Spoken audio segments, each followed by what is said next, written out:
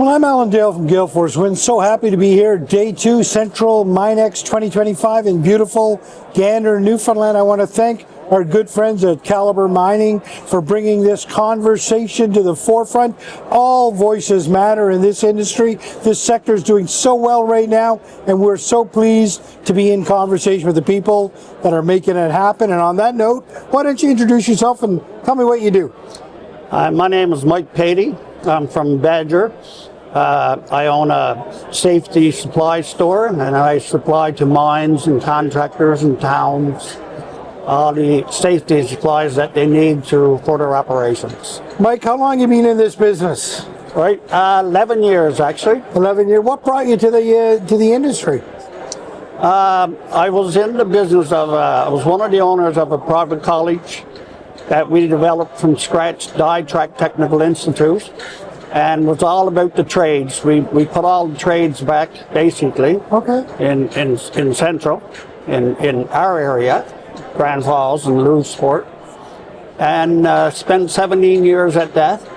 And then I tried to retire. 6 months, couldn't take it. Sitting around. I'm a person that likes to be active and keep going. So I went to Grand Falls and I bought out the guy that owned the business, Doug Dowley, and he was getting ready to retire. So it's a good business because safety became a big issue over the years, and something that we really needed. So I got in at the right time. There were some struggles back in when we had the virus, of course. But you hang on and hope for the best. I knew a lot of this mining was coming. I always attend the mining shows like this where you get your information, meet people. Right. And so I took it from that, and it's been really good since. So. You know, Mike, I've watched this show grow year over year over year. There's definitely something happening in the area here. It must be great for companies like yours who are on the periphery of it and supplying into it. Talk to me about the importance of this sector right now and what it means to the area. Well, actually, Central Newfoundland it's going to boom over the next 5 to 10 years. We're going to need a lot of people for the jobs, which is good for the young people. When we were teaching the trades,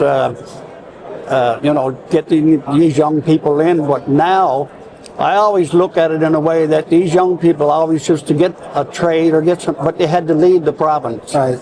And now hopefully we'll be able to keep our young people home, and they get married and go home and make everything good in the area. Yeah, and that's so important, right? It's sort of, This is more than jobs. This is about building communities. It's about the revitalization, the economic development of regional Newfoundland and Labrador.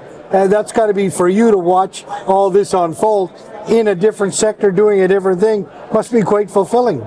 It is, especially when we, train people.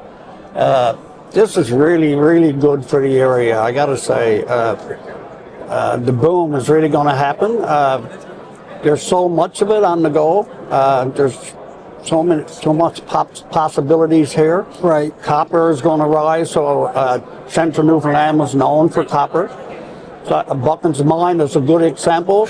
It was supposed to be a 10-year mine, turned out to be a 50-year mine. So I think we have the minerals. There's other things happening in the area. Nickel, by the way, there's a find of nickel up across the river in Grand Falls, about 50 kilometers up. That looks very promising. I know it's early stages, but the results are really good. Wow. So that could be good for the area, really good for the area, close by. So Gander and Grand Falls actually are going to boom, I think. Wow. In populations also. And you're a big supplier to Caliber. Talk to me about that relationship. When I got into the business, I started going to these mining conferences. And there's one in Baber every year, so I met some of the people at the time, was Marathon, and talked to them and had an idea of what was coming down the road, and kept in contact with them and offered them services, and I got some of their services, and it just grew and grew. Wow. So and we're in the area, and we provide good service.